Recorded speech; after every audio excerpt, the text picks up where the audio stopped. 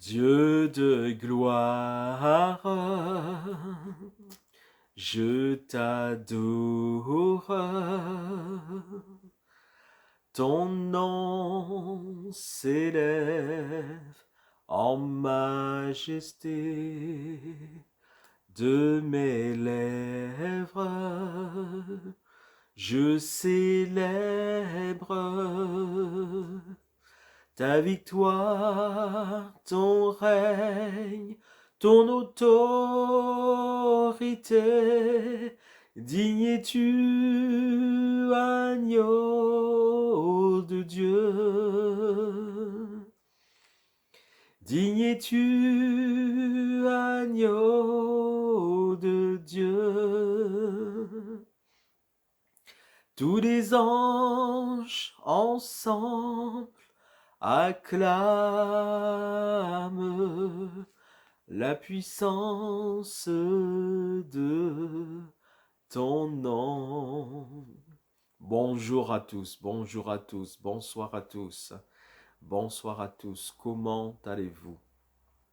Puisse la paix de l'agneau de Dieu, le Seigneur et Sauveur, Jésus-Christ, être votre partage. Oui, puisse la paix et l'amour, la grâce, la miséricorde, la bonté du Seigneur Jésus-Christ être votre partage au nom de Jésus-Christ. Que Dieu vous bénisse, que Dieu vous bénisse, que Dieu ouvre sur vos vies les écluses des cieux et laisse pleuvoir sur chacun toutes les bénédictions que Christ Jésus a déjà mis en réserve pour chacun dans les lieux célestes, en lui, et ceux qui sont à lui ont donc à leur disposition toutes sortes de bénédictions dans les lieux célestes en Jésus-Christ. Que Dieu vous bénisse, que Dieu nous bénisse ensemble. Voilà. Alors, pour ce nouveau message, ce message s'intitule « Quiconque invoquera le nom du Seigneur sera sauvé. » Quiconque invoquera le nom du Seigneur sera sauvé. Alors nous trouvons cela dans l'épître aux Romains, Romains chapitre 10 et le verset 13. Romains 10, 13. Car quiconque invoquera le nom du Seigneur sera sauvé. On le trouve aussi ce verset dans Actes des Apôtres, le verset 2, le chapitre 2 et le verset 21. Actes des Apôtres, chapitre 2, verset 21. Quiconque invoquera le nom du Seigneur sera sauvé.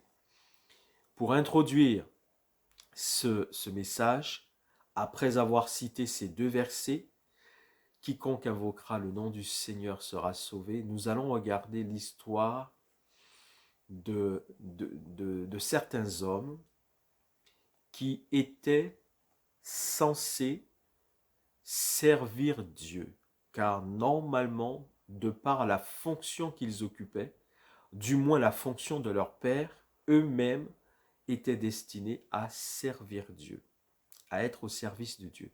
Et on va regarder est-ce que c'est bien ce qu'ils faisaient et qu'est-ce qui s'est passé dans leur vie. Parce que ces hommes-là, ils ont invoqué le nom du Seigneur Jésus-Christ. Et il est dit, quiconque invoquera le nom du Seigneur sera sauvé. Lisons ensemble dans Actes des Apôtres, le chapitre 19, et je lis à partir du verset 13. Actes des Apôtres, chapitre 19, verset 13, dans la version Louis II 1910. Quelques exorcistes juifs ambulants essayèrent d'invoquer sur ceux qui avaient des esprits malins le nom du Seigneur Jésus, en disant « Je vous conjure par Jésus que Paul prêche ». Ceux qui faisaient cela étaient 7 fils de Schéva, juifs, l'un des principaux sacrificateurs. L'esprit malin leur répondit « Je connais Jésus, et je sais qui est Paul. Mais vous, qui êtes-vous? Et l'homme dans lequel était l'esprit malin s'élança sur eux et les maltraita de telle sorte qu'ils s'enfuirent de cette maison nus et blessés. Cela fut connu de tous les Juifs et de tous les Grecs qui demeuraient à Éphèse, et la crainte s'empara de tous, et le nom du Seigneur Jésus était glorifié. Je m'arrête là. 7 fils de Sheva. Sheva lui-même, c'est un juif, et les fils aussi sont des juifs. Et Sheva est l'un des principaux sacrificateurs, c'est-à-dire une personne que normalement Dieu a choisi pour être uniquement, spécialement et à temps plein à son service. Car c'est Dieu qui a décrété que au sein du peuple d'Israël, parmi toutes les tribus donc, qui constituent la nation d'Israël, il y en a 12, il y en aurait une qui lui serait consacrée uniquement et à temps plein, ne faisant que cela, cette tribu ne serait consacrée qu'à son service. C'est la tribu de Lévi. Et de cette tribu, normalement, descendent tous les sacrificateurs du peuple d'Israël. Un sacrificateur, normalement, il ne peut être qu'un lévite, issu de la tribu de Lévi. Donc cet homme, sacrificateur, juif, sacrificateur, on ne sait pas s'il était de la tribu de Lévi, mais normalement, il était censé être de la tribu de Lévi, et choisi par Dieu par un décret divin. C'est Dieu a décrété cela, c'est un décret divin. Donc, pour que tous les Lévites puissent être au service de Dieu et que les sacrificateurs soient des personnes choisies au sein donc de la tribu de Lévi. Donc, il était sacrificateur, juif, et il avait 7 fils. Donc, normalement, c'était un homme qui, en principe, servait Dieu et enseignait les autres en ce qui concerne les principes de la vie que Dieu exige, que Dieu demande.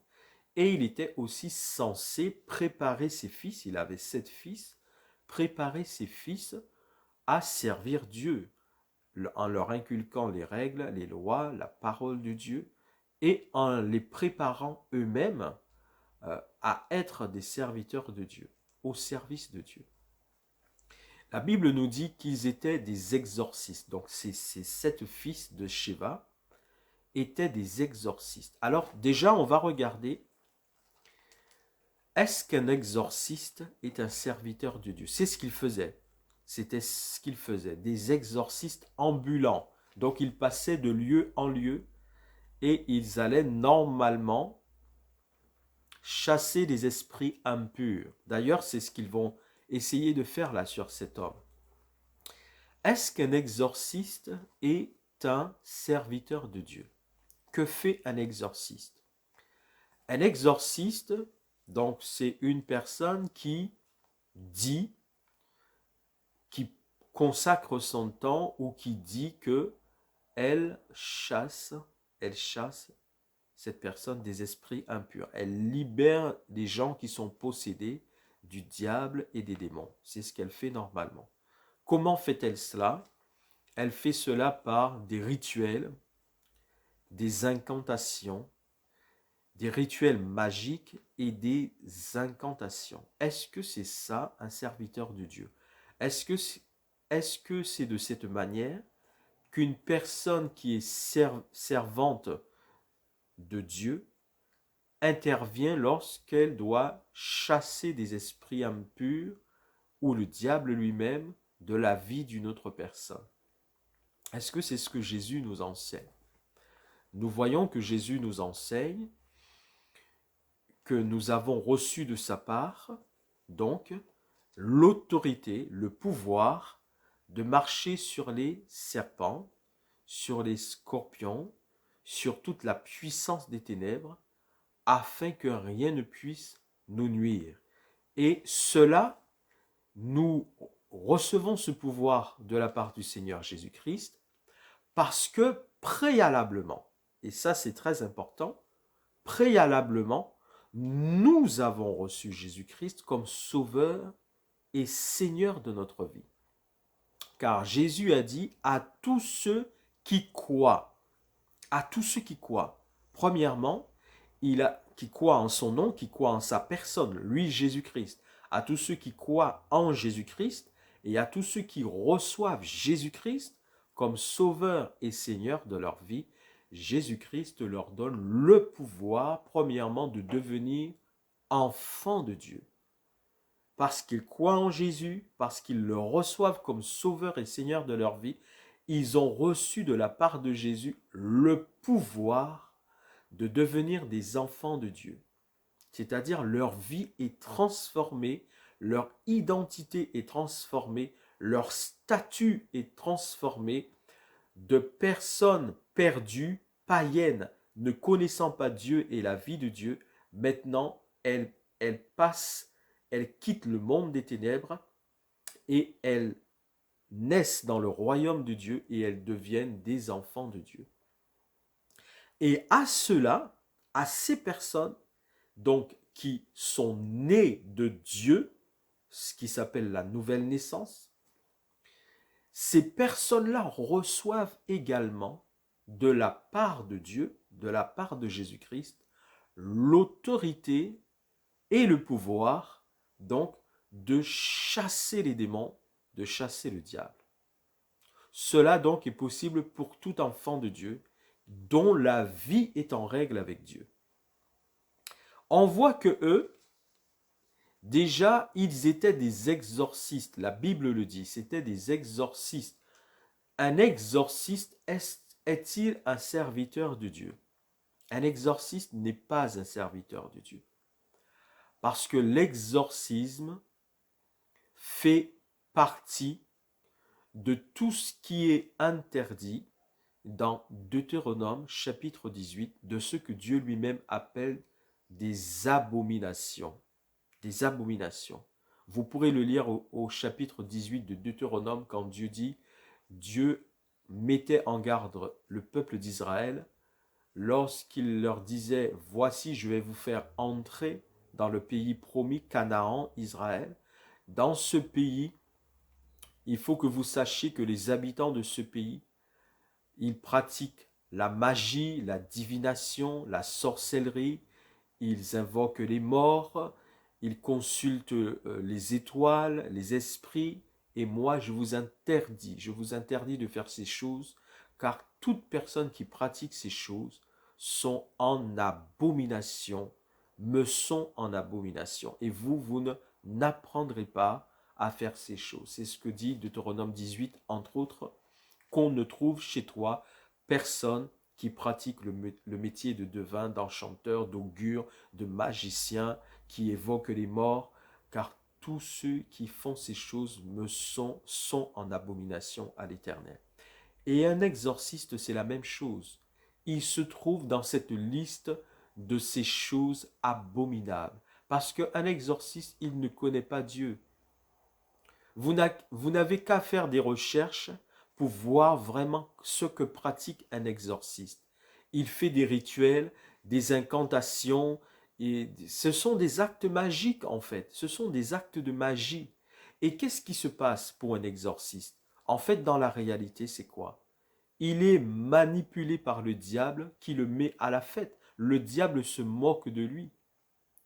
Le diable lui fait croire qu'il chasse les démons, qu'il a le pouvoir de chasser le diable et les démons. Mais en fait, le diable est en train de le tromper, de le manipuler, de se moquer de lui.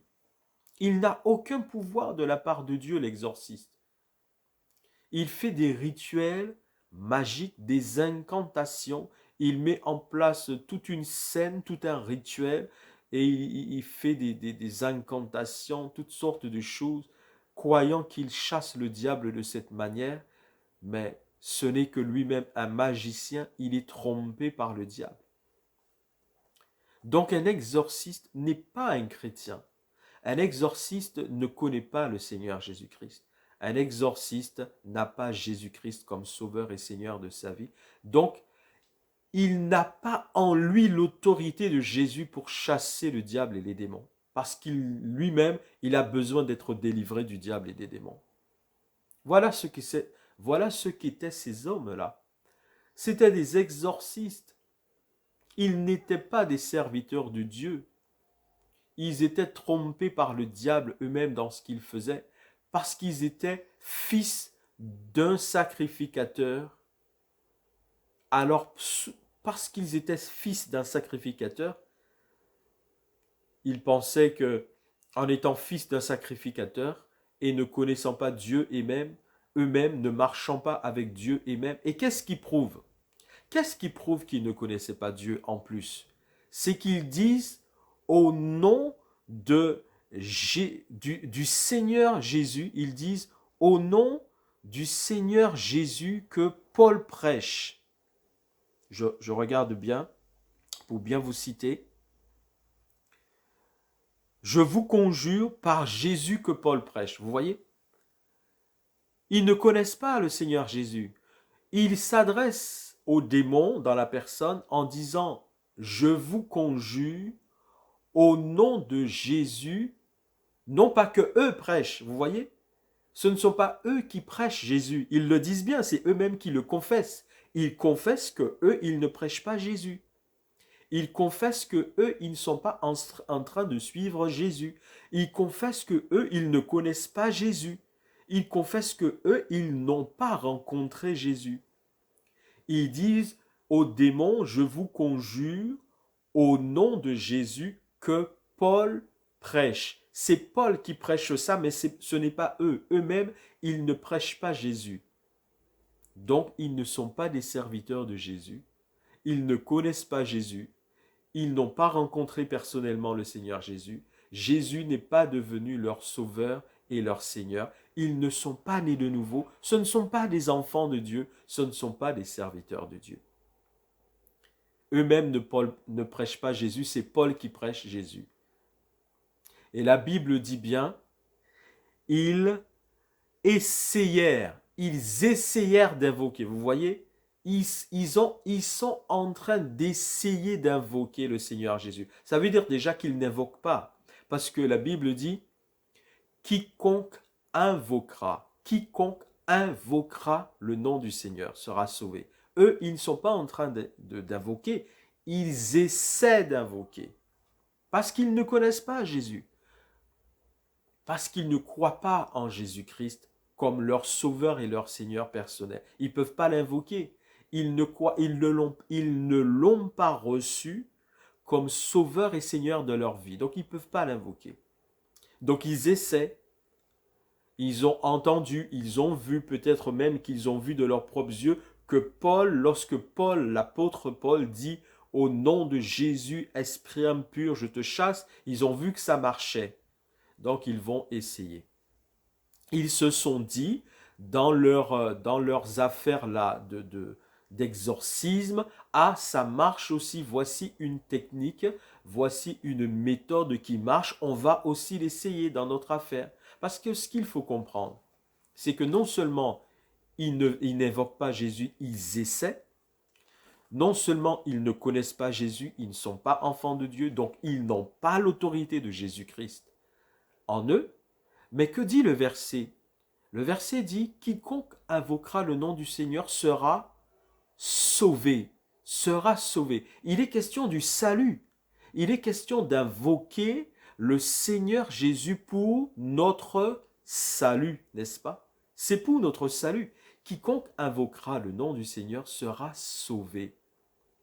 Il est question d'invoquer le Seigneur Jésus-Christ pour être sauvé. Est-ce que c'est pour être sauvés qu'ils ont essayé? Est-ce que c'est pour être sauvés qu'ils ont essayé d'invoquer le Seigneur Jésus? Non. Ils ont essayé d'invoquer le nom du Seigneur Jésus pour leur business, parce que leur histoire d'exorcisme, c'était leur business, c'était leur affaire, c'était leur entreprise, c'était ce qui leur rapportait de l'argent. parce que certainement ce n'était pas gratuit, ils le faisaient certainement pour de l'argent, peut-être pas dans tous les cas, dans ce cas-là, il ne nous est pas dit qu'ils avaient demandé de l'argent, mais peut-être que dans d'autres cas, ils avaient demandé de l'argent, on ne le sait pas. En tout cas, c'est pour leur affaire, pour leur business, qu'ils ont essayé d'invoquer le Seigneur Jésus. Donc déjà, ils n'ont pas essayé d'invoquer le Seigneur Jésus pour leur salut. Quiconque invoquera le nom du Seigneur sera sauvé. C'est dans le cadre du salut, du pardon de nos péchés et pour que nous soyons sauvés. C'est dans ce cadre-là que Jésus dit, si vous m'invoquez pour que vous soyez sauvés, je vous répondrai. Mais regardons maintenant ce que ça signifie vraiment invoquer le nom du Seigneur pour être sauvé. Et juste avant, concernant l'histoire de ces 7 fils de Sheva, c'était des magiciens, des incantateurs qui faisaient des rituels magiques. Ils ont essayé d'invoquer le Seigneur Jésus, mais ça n'a pas marché parce qu'ils n'avaient aucune autorité du Seigneur Jésus, parce qu'ils n'étaient pas eux-mêmes dans les voies du Seigneur Jésus. Donc, l'esprit impur leur dit effectivement, je connais Paul, je connais Paul, ça c'est sûr, je connais le Seigneur Jésus, naturellement, je connais Paul, mais vous, qui êtes-vous? Qui êtes-vous? J'ai déjà fait un premier message sur ces 7 fils de Sheva,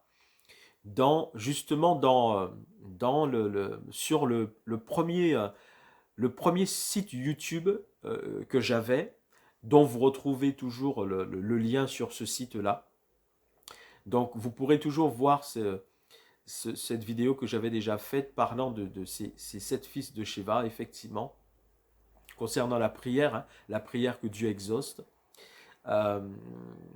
Ils n'avaient aucune autorité du Seigneur Jésus en eux, et c'est pour ça que l'esprit impur, les démons, les démons qui étaient dans cet homme, lorsqu'ils ont regardé, ou le démon qui était dans cet homme, lorsqu'ils ont regardé, parce que eux ils sont spirituels, ce sont des esprits, donc eux ils voient les choses spirituelles, ils regardent et ils ne voient aucune autorité de Jésus dans ces hommes. Ils ne voient pas Jésus avec ces hommes, ils ne voient pas les anges de Dieu avec ces hommes, ils ne voient aucune puissance qui vient de Dieu dans ces hommes, ils ne voient rien qui concerne Dieu dans ces hommes-là, ils ne voient aucune puissance qui va pouvoir donc le chasser dans ces hommes, et c'est ce qu'il dit. Il dit, moi je connais Paul, effectivement je connais Jésus, mais vous, qui êtes-vous? Par quelle autorité vous voulez me chasser? Et c'est lui, au contraire, qui va les chasser. C'est donc cet esprit méchant, impur, ce démon qui possédait cet homme, qui va les mettre en déroute, qui va les chasser. Ils partiront, 2 d'entre eux, ils partiront donc presque nus, les vêtements déchirés. Donc c'est l'inverse qui s'est passé. Ils sont venus soi-disant délivrer un homme de la possession démoniaque, et c'est eux qui ont pris la fuite, nus, déchirés, tabassés par l'esprit impur qui était dans cet homme. Et tout cela sera connu des Juifs et des Grecs qui étaient à Éphèse, et ça va permettre que le nom du Seigneur Jésus soit respecté. On reconnaîtra que ces hommes-là n'ont aucune autorité de la part de Jésus, et ça permettra que ça va créer la crainte dans le cœur des gens. Et justement, qu'est-ce qui va se passer plus tard? Tous ceux qui pratiquaient la magie, la sorcellerie, ils viendront vers les apôtres pour emmener leur livre de magie, ils vont confesser ce qu'ils faisaient, ils vont emmener leur livre de magie et ils vont brûler tout ça aux pieds des apôtres, des serviteurs de Dieu, de l'apôtre Paul et tout.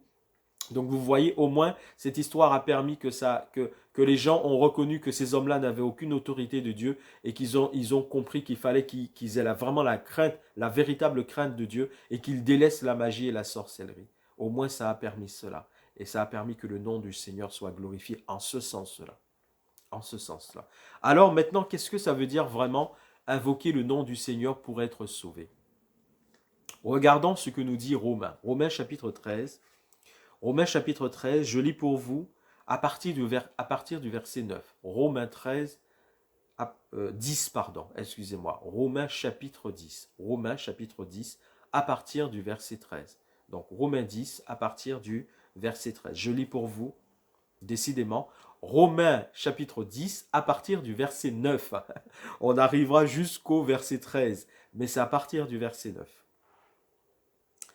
Si tu confesses de ta bouche le Seigneur Jésus, si tu confesses de ta bouche le Seigneur Jésus, et si tu crois dans ton cœur que Dieu l'a ressuscité des morts, tu seras sauvé. Si tu confesses de ta bouche le Seigneur Jésus, et si tu crois dans ton cœur que Dieu l'a ressuscité des morts, tu seras sauvé.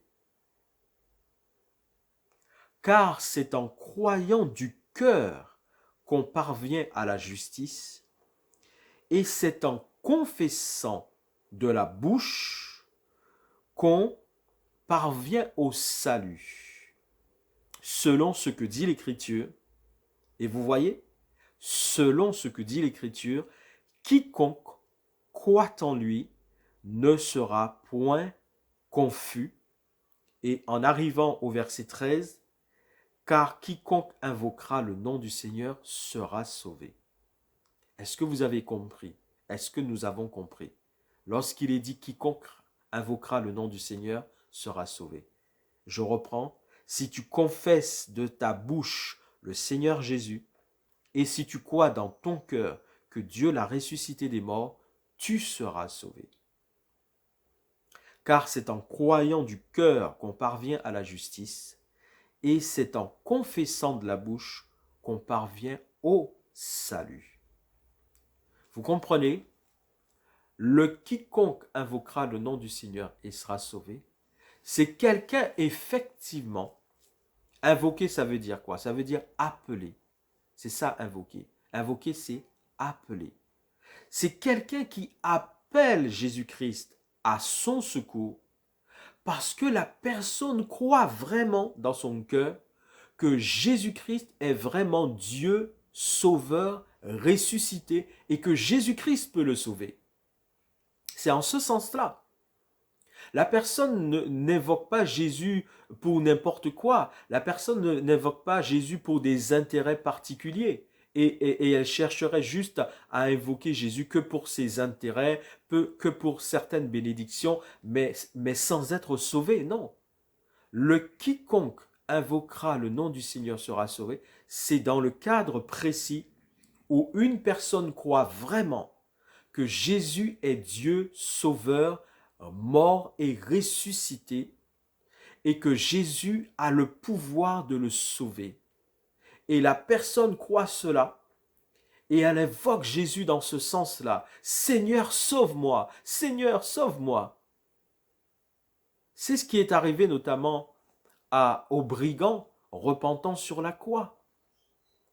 2 brigands, l'un à la droite et l'un à la gauche du Seigneur Jésus lui-même crucifié au milieu de ces 2 brigands, payant le prix de nos péchés. Mais ces brigands, eux, payaient le prix de leurs péchés. Lui, Jésus, il payait le prix de nos péchés, mais les brigands payaient le prix de leurs propres péchés. Et un d'eux, reconnaissant Jésus comme innocent et comme Dieu sauveur qui est venu sauver les hommes, il dit effectivement à Jésus, il confesse déjà que lui, il est pécheur, que Jésus est innocent, que Jésus est en train de subir cela à cause d'eux, et il dit à Jésus, souviens-toi de moi quand tu viendras dans ton règne. Donc, il confesse, je reconnais que tu es Dieu, que ce que tu as dit est vrai, je crois que tu vas ressusciter et que tu as le pouvoir de me sauver. Souviens-toi de moi quand tu viendras dans ton règne. Ce à quoi Jésus lui dira effectivement, aujourd'hui même, tu seras avec moi dans le paradis. Il est sauvé parce qu'il a reconnu qu'il était pécheur, que Jésus n'était pas pécheur, que Jésus était sauveur, que Jésus allait ressusciter et que Jésus avait le pouvoir de le sauver. Souviens-toi de moi quand tu viendras dans ton règne. Et Jésus lui dit, eh bien oui, je te le dis, aujourd'hui même tu seras avec moi dans le paradis. Sauve-moi, Seigneur, je suis perdu, je suis pécheur.